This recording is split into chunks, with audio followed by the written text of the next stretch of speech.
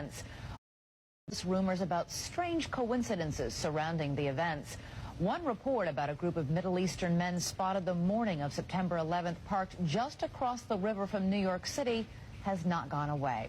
Investigation of their presence has led to questions about whether Israel was conducting espionage on U.S. soil. We're joined now by ABC's John Miller with an exclusive report this evening.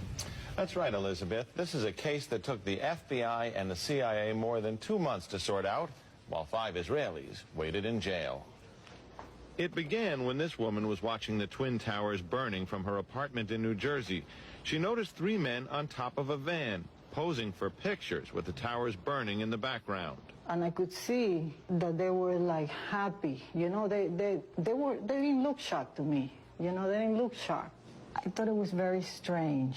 The witness called police, who stopped the van hours later and arrested 5 men. All 5, it turns out, were Israeli. They were turned over to the FBI. Sources tell ABC News during a check of national security databases, some of the men were listed as having had connections with Israeli intelligence. At the FBI, that set off alarm bells. The FBI needed the answers to 3 important questions. Who were these men? What brought them to that parking lot on the morning of September 11th? And did they have any advance knowledge of what was going to happen that day? The men said they were just taking pictures at the time. They said they worked for a company called Urban Moving. The FBI obtained a search warrant for the company's offices.